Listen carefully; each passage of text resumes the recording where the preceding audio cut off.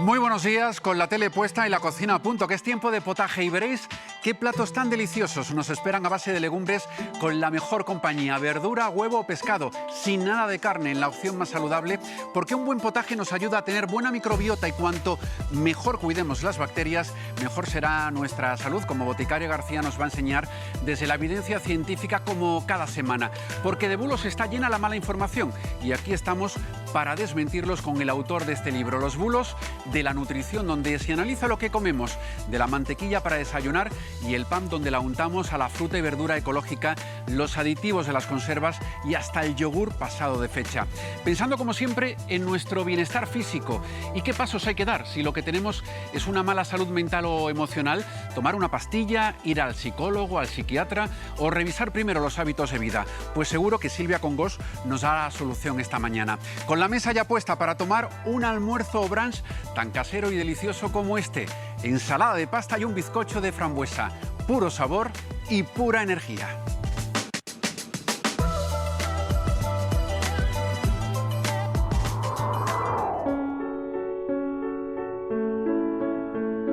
¿Os apetece un desayuno fácil y rico para este domingo?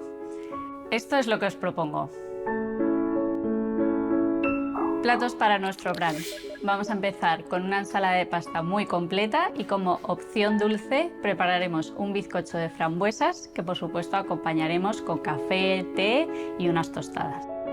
Nuestra ensalada de pasta va a llevar fresas para introducirle una fruta, tomate, pepino, queso feta, aceitunas y una vinagreta con aceite de oliva virgen extra, zumo de limón y orégano. Empezamos nuestra ensalada de pasta cociendo nuestra pasta favorita en abundante agua con sal, el tiempo que indique el fabricante en el paquete, y mientras preparamos los ingredientes que le vamos a añadir. Cortamos las fresas, los tomates, las aceitunas, el pepino, todo en dados, y preparamos nuestra vinagreta. Tapamos, agitamos y emulsionamos bien. Cuando la pasta ya está en su punto, mezclamos todos los ingredientes y lo aliñamos con nuestra vinagreta. Mezclamos bien y servimos. Para nuestro bizcocho de frambuesa vamos a necesitar harina, azúcar moreno de caña integral, huevos, mantequilla, levadura y frambuesas. Ponemos en un bol la harina tamizada con la levadura y en otro bol la mantequilla derretida con el azúcar y los huevos. Mezclamos bien ambas elaboraciones y las integramos. Añadimos al final las frambuesas y lo ponemos todo en un molde que llevaremos al horno a 180 grados durante 45-50 minutos hasta que introduzcamos un cuchillo y salga limpio.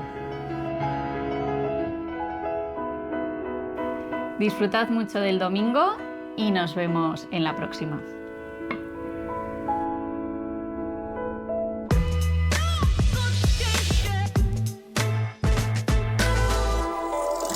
Variado debe ser el desayuno, igual que la comida y la cena, porque combinando ingredientes el plato alimenta más, y para plato variado y nutritivo, nada como un buen potaje en esta época del año. Tiempo de vigilia y tiempo de potaje que vamos a disfrutar con el menú del chef Sergio Fernández y con los consejos del tecnólogo alimentario Mario Sánchez. Comiendo potaje, y menudo potaje, en el buen sentido de la palabra, claro. Tú lo has dicho, Jero, en el buen sentido de la palabra. Vamos a evitar el término potaje para que algo esté pues descolocado, que esté todo mezclado a lo loco. No, no, no. Aquí todo con su orden. Como la música. La cocina es como la música. Armonías, sinfonías. Y por ese motivo vamos a combinar legumbre, pescados, mariscos, huevo, hortalizas, y nos va a dar como resultado esta maravillosa demostración que tenemos aquí de distintos potajes. Potaje al estilo tradicional, o sea, sin nada de carne, Mario. Exacto, a la gente quizá le sorprenda que aquí no tenemos ni rastro de carne, pero es que esto es algo habitual, porque las legumbres precisamente tienen esa proteína completa que a veces pensamos que solo da la carne. Y antes se conocía como la carne de los pobres, hace mucho tiempo, muchos siglos, porque bueno, la carne, bien lo sabemos, era un alimento solo para unos pocos, para los privilegiados, y la gente del campo, menos pudiente, pues también tiene que alimentarse con esas proteínas de calidad. Así que tenemos que volver a las legumbres, que hoy en día parece que nos hemos olvidado un poco de ellas. Platos de potaje, de cocido, de puchero, como queramos llamarlo. ¿Y cuáles lleva hoy tu menú, Sergio? Pues vamos a poner a trabajar esas proteínas de calidad que nos decía Mario. Y mira, ahí tenemos un potaje de garbanzos y bacalao, pero dándole un giro en la presentación que nos va a llamar la atención. Me encanta. Unas buenas pochas en salsa verde con unas albóndigas pensando en los peques muy saludable, de bacalao.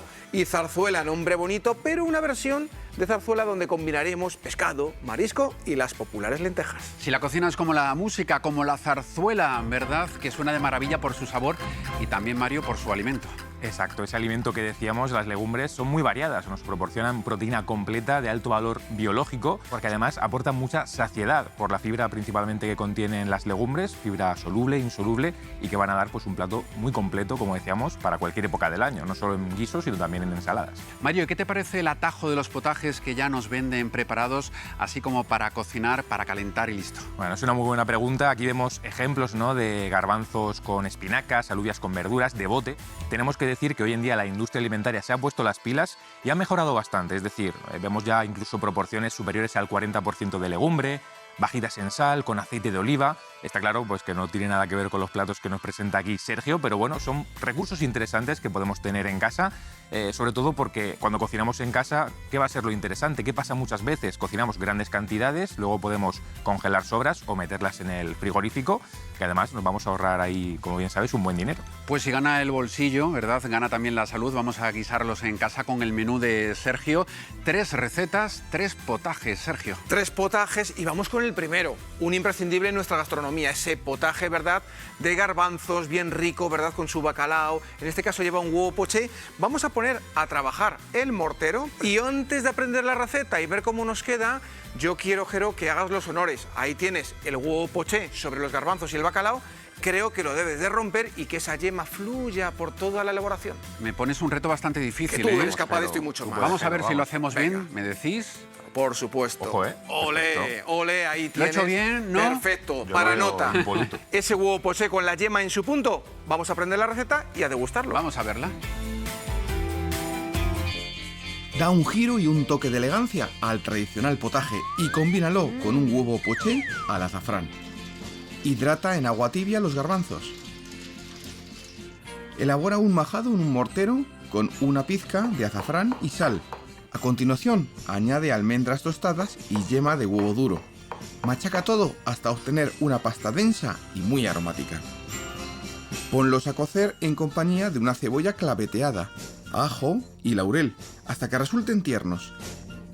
En este momento incorpora espinacas y el majado. Cuece todo 5 minutos más. Para el huevo poché, reparte sobre papel de film aceite y azafrán. Casca un huevo y añade por encima bacalao desalado. Anuda muy bien los huevos y escalfa en agua caliente. Con ayuda de un molde sirve los garbanzos, las espinacas y el majado. Acompaña con todo el sabor del caldo del potaje. Y decora con el huevo escalfado junto con un crujiente de la piel del bacalao. Sirve esta deliciosa receta como plato único de tu menú. Una fantástica manera de combinar pescado, verduras y legumbre. Primer plato de potaje para llenarse de alimento y llenarse de salud, que eso es muy importante, Mario. Así es, empezamos muy bien con proteínas de alto valor biológico, que así que cogemos la mejor proteína del reino animal, ese huevo, y la mejor de los vegetales, que es el garbanzo. Mucha gente, lo decíamos antes, no lo tiene demasiado claro, cree, ¿no?, que las legumbres son de peor calidad nutricional, pero el garbanzo también tiene proteína completa, todos los aminoácidos que nuestro cuerpo necesita, así que es un plato muy completo que además, pues con esa piel, ¿no?, del bacalao va a dar un toque muy importante y muy interesante. Pues vamos con el segundo potaje, que también lleva legumbre y de nuevo bacalao, pero Sergio en otra versión, ¿no? En otra versión, si antes el mortero era protagonista, ahora el perejil lo va a ser también. Y efectivamente, vas por buen camino. El bacalao lo hemos convertido en unas pequeñas albóndigas para que los más peques de la casa, bueno, los peques y los grandes, Les sea más fácil. disfruten, exacto. Unas pochas en salsa verde con albóndigas de bacalao. Saca la libreta, coge Como el boli siempre. y apunta. Vamos. Aprovecha el bacalao que te haya sobrado y elabora unas jugosas albóndigas en salsa verde, acompañadas por unas tiernas pochas. Mezcla en la jarra de la batidora agua, perejil y espinacas. Tritura hasta obtener un agua verde de gran aroma y color. En la trituradora añade carne de bacalao desalado, perejil, pimienta y clara de huevo. Tritura hasta obtener una pasta densa y homogénea. Forma albóndigas de igual tamaño y dóralas. Lava y escurre pochas cocidas al natural. Sofríe ajo y cebolla con algo de aceite. Una vez tierno, espolvorea una pizca de harina. Riega con vino blanco dejando evaporar. A continuación, añade el agua de perejil. Reparte las albóndigas y las pochas. Mantén la cocción 1 minuto más. Saborea esta propuesta donde la legumbre y el pescado son los protagonistas. Segundo potaje para cargar las pilas con la buena energía que nos dan el bacalao y las alubias. Un plato también muy completo con ese pescado, proteínas nuevamente de alto valor biológico. En este caso tenemos alubias que además, como casi todas las legumbres, nos proporcionan hidratos de carbono complejos. ¿Qué quiere decir esto? Que los vamos asimilando, metabolizando poquito a poco en el organismo, nos van dando esa energía que necesitamos sin esos picos de glucosa que muchas veces atribuimos a los ultraprocesados. Y esto además lo convierte, ¿no?, en platos muy interesantes para personas diabéticas, aunque por supuesto todo el mundo los puede disfrutar y de hecho son muy recomendables. Y nos queda el tercer plato que por su nombre suena a Sergio de maravilla, una zarzuela con lentejas. Por eso cojo la batuta, vamos a dirigir bien toda la orquesta a ver cómo suena esto, y hemos dado un giro a la tradicional zarzuela y hemos combinado la popular lenteja con esa versión de zarzuela de pescados y mariscos. Lo mejor. Vamos a ver cómo suena. Eres el mejor director en la cocina, Sergio. ¡Olé! Ennoblece y disfruta las económicas y populares lentejas en una versión de zarzuela con pescado y marisco. Salpimienta en harina y dora distintos tipos de pescado y marisco. Sofríe en aceite un picadillo de ajo, cebolla, acompaña con cayena y laurel. Una vez tierno, espolvorea pimentón dulce. Agrega tomate rallado y continúa con la cocción. Riega con vino blanco dejando evaporar por completo. Por último, añade fumet. Cuece unas lentejas al natural junto con ajo, apio y zanahoria. Junta las lentejas, el pescado y el marisco. Entremezcla bien, dando un último hervor. Elaboración de cuchara ideal para peques y grandes. Así da gusto comer lentejas, todos las quieren, nadie las deja, por mucho que diga el refranero, Mario. Tenemos ahí muchos refranes con las legumbres, con las lentejas, como este de lentejas, comida para viejas. Pues mira, le vamos a dar aquí otro significado en saber vivir, porque maravilloso, claro. Si llegas a mayor, ¿no?, a esa edad, adultos mayores o vejez, y has comido muchas lentejas, habrás llegado en un muy buen estado de salud. Ese es el mensaje importante. Respecto al punto nutricional de las lentejas, aquí sí que tenemos que destacar que no son completas como pasaba con el garbanzo. En este caso tenemos un déficit del aminoácido metionina, pero no hay ningún problema. Hay gente que piensa que ya por esto la lenteja pues no vale para nada en absoluto. Podemos complementar en un mismo plato, aunque no es imprescindible, con ese arroz. Sabemos esa mezcla de lentejas con arroz que está muy rica y es muy completa. O simplemente con una dieta variada y habitual vamos a tener todos los aminoácidos que necesitamos para pequeños, para mayores, para cualquier persona. Así que para gente sana son estas legumbres y estas lentejas. Para todas las edades. Pues come sano para vivir mejor, cómete la vida a cucharadas, pero lo más importante, si saboreas la vida, te comerás el mundo. Un mundo de potajes y un mundo de salud. Gracias, Mario, Sergio. A ti, Ger. Por estar con nosotros. Y saciados de potaje, con las pilas llenas de energía, toca quemar calorías y ponerse en plena forma. Como lo está nuestra siguiente invitada que todos conocéis, Verónica de Oté, que hace deporte desde muy pequeña para estar así de bien y así de artista en su plena madurez.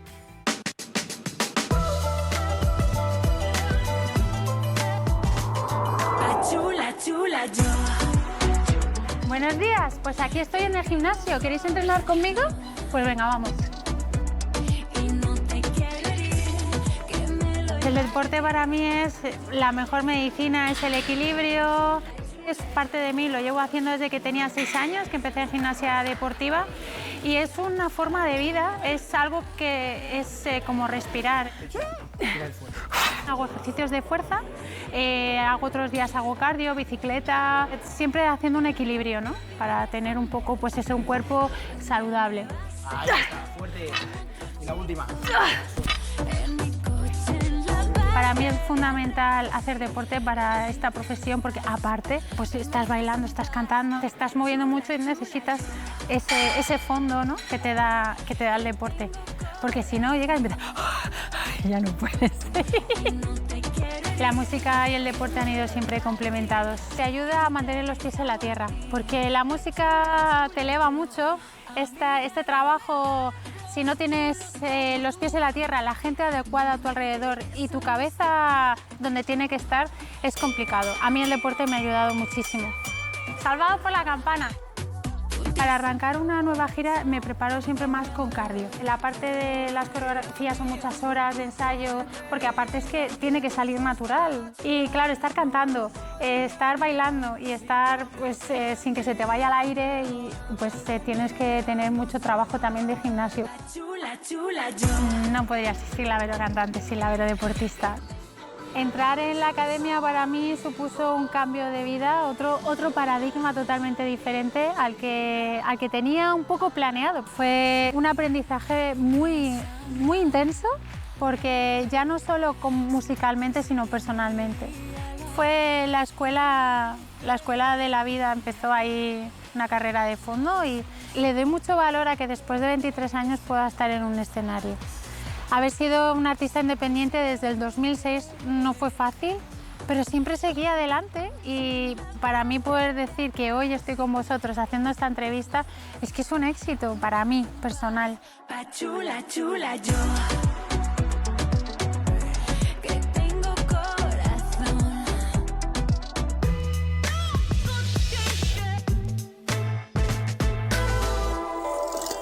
Del ejercicio se dicen tantas cosas como de la dieta, muchas son verdad, pero en internet y en redes sociales podemos ver igualmente un montón de mentiras y medias verdades. Son los bulos de la nutrición de los que nos van a hablar el autor de este libro, que es Miguel Herrero, experto del Instituto de Investigación en Ciencias de la Alimentación del CSIC, y nuestra experta Beatriz Robles, revisando tantas falsas ideas de lo que conviene comer y no comer, empezando por el pan y lo que engorda, Miguel.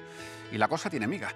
Sí, Jero, pues precisamente tiene miga, porque realmente se piensa generalmente, ¿no?, que la miga tiene más calorías que la corteza, que por lo tanto engorda más, cuando realmente es al revés. Si nos damos cuenta, la masa del pan cuando se prepara es completamente homogénea. En el momento en que se mete al horno, la corteza empieza a perder agua, y entonces todos los nutrientes, incluidas las calorías, se concentran en esta corteza. Por lo tanto, la corteza va a tener menos agua que la miga y va a engordar más a igualdad de peso, ¿no? Pasa lo mismo con el pan tostado, que también se cree que el pan tostado puede tener menos calorías que el pan normal, cuando realmente el pan puede tener en torno a 260 kilocalorías y el pan tostado puede llegar incluso a 400. Y otra creencia que es también muy popular es que el pan integral es más ligero que el pan blanco, que tiene menos kilocalorías, cuando son más o menos equivalentes. Y esto nos muestra de nuevo que no nos tenemos que fijar en este caso en las kilocalorías, sino precisamente en los compuestos que no nos aportan kilocalorías, en las vitaminas, minerales, la fibra que vamos a encontrar en el pan integral, esa fibra que tiene un aporte calórico mínimo y beneficios máximos para la salud. La fibra que procede de la harina 100% integral. ¿Y qué es lo que tenemos que buscar cuando compramos un pan? Comprar un pan de grano entero y que sus ingredientes sean pues, los propios, los característicos del pan, esa harina 100% integral, la levadura, el agua, una cantidad mínima de sal, en lugar de esos panes envasados en los que se añaden normalmente azúcares, grasas de peor calidad, que no son ingredientes que tendrían que estar en el pan. ¿Y qué untamos en el pan cuando llega el desayuno? Pues unos mantequilla, otros margarina, que tiene fama de más saludable, ¿no, Miguel? Sí, efectivamente, es un producto que al final imita la mantequilla, pero en vez de hacerse con leche, pues se utilizan grasas vegetales que no tienen colesterol. Entonces esa ausencia de colesterol es lo que le da la imagen de ser más saludable. Sin embargo, tanto la mantequilla como la margarina estamos hablando de productos que tienen entre 60 y 80% de grasas, y con un perfil de grasas que no siempre tampoco es el mejor, ¿no? Entonces, realmente son productos de los que convendría evitar, no utilizar a menudo, y sí que se pueden sustituir por grasas que realmente sí que sabemos que son mucho más saludables, como por ejemplo el aceite de oliva virgen extra, ¿no?, en el caso de las tostadas. Y los lácteos no son imprescindibles para la salud, pero si queremos incorporar lácteos, hagámoslo igual que hacíamos con el pan de grano entero, pues los lácteos enteros, la leche entera, el queso, el yogur, que sí que es cierto que tienen grasas saturadas, pero que no se relacionan con efectos adversos sobre la salud, y por supuesto tienen todas sus proteínas, el calcio, la vitamina D, y precisamente por esas grasas van a ser mucho más saciantes que los desnatados, los light, el 0% o el sin. Y esto vale para los lácteos y para el resto de alimentos también. Pues si hablamos de grasas, la que de moda se ha puesto es el aceite o manteca de coco, que también tiene fama de más saludable. Sí, el aceite de coco tiene muy buena prensa, ¿no? Podemos decir que tiene una imagen de ser muy saludable y ha venido un poco a sustituir al aceite de palma, que se ha ido retirando de los productos precisamente porque sabemos que no es saludable. Sin embargo, tiene una proporción de ácidos grasos saturados incluso mayor al aceite de palma, con lo cual nunca se puede considerar tampoco saludable en ese sentido. Sí que es cierto que estos aceites, tanto el de palma como el de coco, suelen estar en productos ultraprocesados, por lo cual si evitamos ese tipo de productos, pues también evitamos el consumo de estos aceites en su mayor parte. Y ojo, cuando en un alimento envasado vemos 100% vegetal o solo aceite vegetal, que podemos pensar que es un aceite más saludable porque estamos evitando la manteca, la nata de origen animal. Tenemos que darle la vuelta, ir a la lista de ingredientes y ver cuáles son esos aceites vegetales, porque nos podemos encontrar con que son aceites saludables como el aceite de oliva, de colza o de girasol, o aceites que son menos saludables, que pueden ser insanos, como el aceite de coco, de palma o de palmiste, todos ellos muy utilizados en la industria alimentaria, especialmente en esos alimentos ultraprocesados que comentaba Miguel, en bollería, en cremas para untar. Al final, el problema es el alimento en su conjunto. Importa la grasa y desde luego importa la fecha de consumo. Pero ¿qué hacemos si se pasa la fecha como ocurre con el yogur? ¿Nos lo comemos, Beatriz, Miguel, o lo tiramos a la basura? Bueno, pues el yogur es efectivamente el típico producto que se pone como ejemplo para el caso de las fechas de consumo preferente, ¿no? Que indican que el producto puede estar en sus mejores condiciones para tomarlo, pero sin que supongan un problema para la salud si se superan. El yogur, por ejemplo, que es un producto que se hace con bacterias vivas y que se da de consumir con esas bacterias vivas, la fecha de consumo preferente nos marca la fecha a partir de la cual puede que no estén todas vivas o que el yogur no esté tan bueno como estaba antes, pero sin que sea un problema para la salud. Entonces podemos consumirlo, pero siempre aplicando un poco de sentido común, ¿no? Claro. No es lo mismo un yogur que está recién pasada la fecha de hace 2 días o un yogur que ha estado almacenado 3 meses en la nevera porque se nos había olvidado. O un yogur que está correctamente refrigerado o otro que se ha quedado fuera de la nevera, ¿no? Y ha pasado un cierto tiempo a temperatura ambiente porque ahí puede haber sufrido una serie de modificaciones que lo puedan hacer peligroso, digamos. Y esto es aplicable a todos los alimentos que necesitan frío. Si hemos garantizado esas condiciones de refrigeración, es seguro, lo podemos comer. Si no las podemos garantizar, es mejor desecharlo. Y esto también para los alimentos que tenemos en la despensa, esos que llevan fecha de consumo preferente. Nos ha dicho Miguel, esa fecha lo que nos garantiza es el plazo máximo en el cual tiene toda la calidad organoléptica, la textura, el sabor. Es la típica fecha que se pone en bollería, en dulces, también en conservas. Sin embargo, si encontramos fecha de caducidad, estamos en otro supuesto. Aquí ya no nos funciona eso de poder comerlo posteriormente, porque la fecha de caducidad lo que nos marca es la seguridad del alimento. No sería seguro consumirlo aunque sea al día siguiente de haber vencido esa fecha de caducidad. Es una fecha que se pone en productos muy perecederos. Por ejemplo, en ensaladas de bolsa, ensaladas que pueden estar muy lustrosas, aparentemente sin ningún deterioro y que sin embargo, si hemos superado la fecha de caducidad, pueden suponer un riesgo para la salud. Y esto también se aplica a carnes, loncheados, pescados, lácteos. Caducan los alimentos porque se han deteriorado con el paso del tiempo y eso que la industria utiliza muchos conservantes y antioxidantes, los aditivos que por otro lado tienen tan mala fama frente a lo natural, lo que no tiene aditivos. Miguel. Yo distinguiría 2 grupos de aditivos. Uno son los conservantes que se utilizan para preservar los alimentos, ¿no? Y para que duren más tiempo y que les puede haber tanto naturales como sintéticos. Los naturales, por ejemplo, la sal y el azúcar se vienen utilizando siglos. El otro grupo de aditivos estaría más encaminado a cambiar las propiedades de los alimentos desde el punto de vista sensorial, ¿no? Como colorantes, aromatizantes, espesantes. En cualquiera de los 2 casos podemos estar hablando de un consumo seguro, porque al final están regulados tanto cuáles se pueden utilizar como las cantidades en las que se pueden utilizar y en qué alimentos. Y por lo tanto hay muchos estudios científicos detrás que respaldan ese uso seguro porque además los límites de seguridad que se establecen se bajan hasta 100 veces más para estar aún más tranquilos y tener una confianza mayor de que no va a haber ningún consumidor que va a poder tener un efecto tóxico, digamos, por esa presencia de aditivos. Claro, lo importante con lo que nos tenemos que quedar, lo primero, es que los alimentos ultraprocesados suelen utilizar ese tipo de aditivos que podemos llamar hedónicos, aromas, colorantes, endulzantes. Son esos aditivos que cambian las propiedades del alimento, no sirven para mantener las propiedades, sino para modificarlas. Lo segundo, que generalmente el problema es la naturaleza del alimento. ¿Dónde se están usando estos aditivos? En bollería, snacks, platos precocinados, en productos dulces, dulces, es decir, en alimentos que por su propia naturaleza, por su categoría, no son alimentos saludables. Conocemos los aditivos que se utilizan en bollería y en dulces, esos aromas, esos endulzantes, en snacks, pero es que además de esos aditivos, el conjunto de sus ingredientes, la sal, las grasas perfectamente combinadas, hace que sea tan irresistible como insano. Ese es el problema de estos alimentos, el alimento en su conjunto y no tanto los aditivos, esos números C que tanto nos asustan. Lo dice la ciencia y por eso lo contamos aquí en Saber Vivir. Gracias, Miguel y Beatriz. Gracias, Jero. ¿Y quién va a alegrarse más cuando comas mucha fruta, verdura, legumbre y cereales integrales con toda su fibra? Pues la microbiota, que vive en el aparato digestivo. Y si mejoras la microbiota, también va a mejorar tu salud. Y mucho más de lo que piensas, como ahora mismo nos cuenta Boticaria García con todo el rigor científico. Mitos fuera.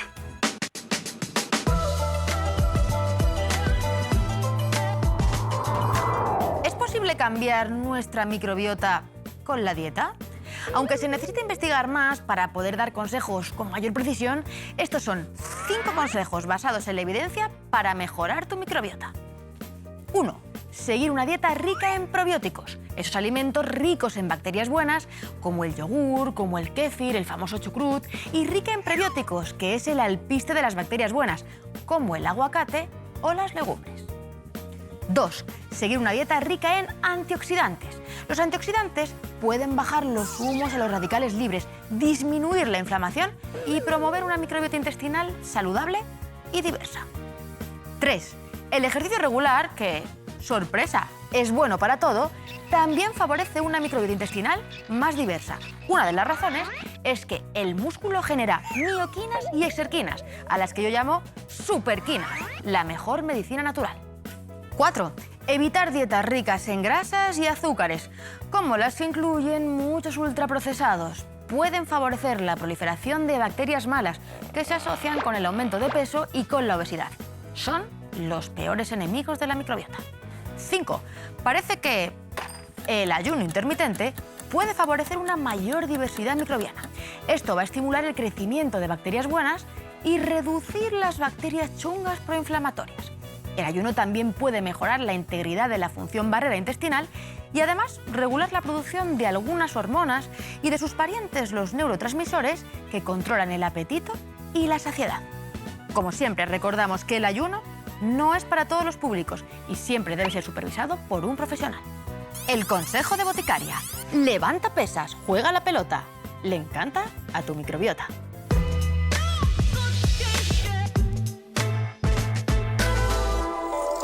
Cuidando la microbiota, cuidas la salud del cuerpo y también la de tu mente, porque todo está conectado.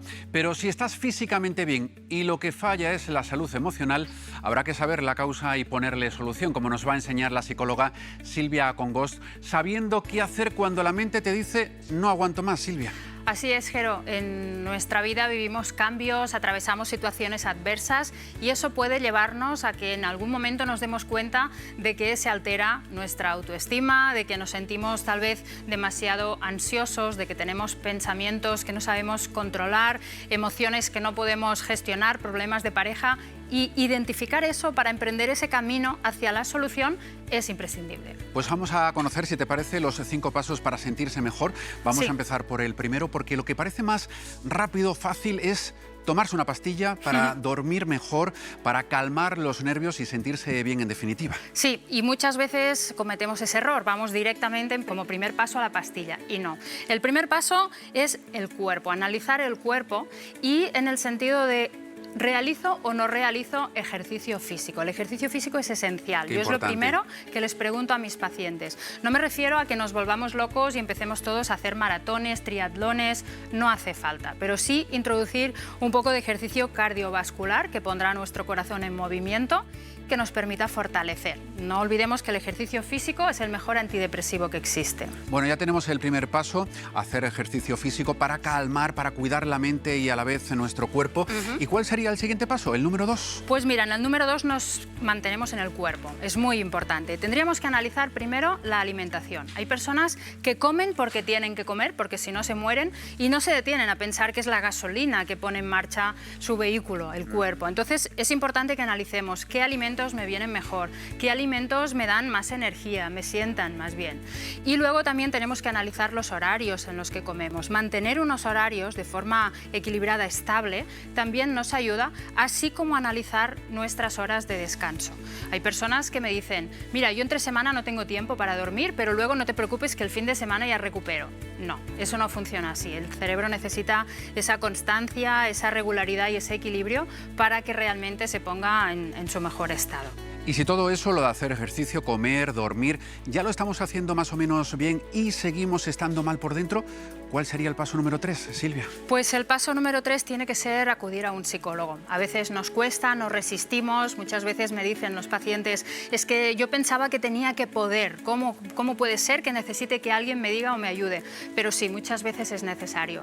Si nosotros hemos identificado qué es aquello que nos pasa en concreto, si es ansiedad, si es problema de autoestima, de relación de pareja, nos ayudará esto a encontrar un profesional experto, especializado en ese tema y va a ser mucho más positivo. Y ese profesional tiene que realizar primero una labor psicoeducativa, es decir, nos tiene que ayudar a entender por qué me está pasando eso, cuál es la causa, cuál es el origen de mi problema y luego nos va a dar herramientas que nos tienen que ayudar en el mínimo de sesiones posible a solucionarlo y que empecemos a sentirnos mejor. Y si la ayuda del psicólogo, Silvia, no es suficiente, si vemos que pasa el tiempo y no vamos a mejor, ¿cuál sería el paso número 4? Entonces sí, tenemos que recurrir al psiquiatra, tenemos que recurrir a esa pastilla en el caso que sea necesario. Pero cuando recurramos al psiquiatra tiene que ser porque el psicólogo nos lo ha aconsejado. Tiene que ser siempre después de hacer el trabajo psicológico, porque muchas veces no es necesario.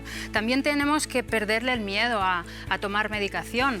A veces vivimos situaciones de mucho estrés, de mucha tensión, y eso hace que los niveles químicos de nuestro cerebro se desajusten y hace falta esa química para volver a recuperar el equilibrio. Con ejercicio físico a veces no es suficiente. Entonces tenemos que aceptar que a veces es necesario, pero solo en aquellos casos en los que los pasos anteriores no nos puedan ayudar o no sean suficientes. Entonces, Silvia, en este cuarto paso sí podemos tomar la pastilla, que al principio no nos recomendabas. Sí. Ahora sí que toca. Sí, pero sobre todo el mensaje que me gustaría que quedara muy claro es que siempre debemos seguir este orden que hoy aquí hemos marcado. Hay que Siempre tenerlo muy en deberíamos cuenta, los 5 pasos. Exacto, deberíamos empezar analizando cómo nos relacionamos con nosotros, cómo cuidamos nuestro cuerpo. Si no es suficiente, después recurrir al psicólogo y como última acción, como última alternativa, la pastilla con un psiquiatra especialista. Muchísimas gracias, Silvia, por acompañarnos. Gracias, un placer. Sin una buena salud mental y emocional no hay verdadera salud y para eso hay que saber disfrutar de los pequeños placeres en la mejor compañía, con caprichos tan saludables sobre la mesa como estas torrijas veganas que no llevan leche ni huevo y salen así de ricas y de bonitas.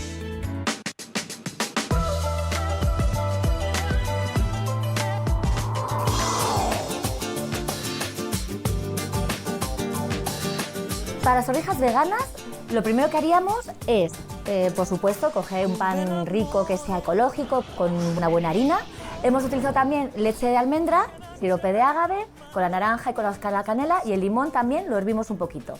El lino, como sabéis, es una semilla maravillosa para nuestro cuerpo porque aporta muchísimo omega 3. Utilizamos el lino como sustituto al huevo. Al dejarlo en reposo con agua, suelta una sustancia que se llama el mucílago. Con un poquito también de harina de garbanzo que ponemos y hacemos una cremita, que eso va a sustituir a nuestro huevo. Vamos a empaparlo bien y lo dejamos aquí unos minutitos. Podemos utilizar el pan del día anterior, está un poco más compacto. Mientras se empapa el pan, hacemos el rebozado con la harina de garbanzo. Ahora vamos con nuestro lino, con el mucílago, lo colamos y con la varilla vamos batiendo nuestra cremita. Ahora escurrimos bien el pan. Vamos a rebozar y vamos a la sartén.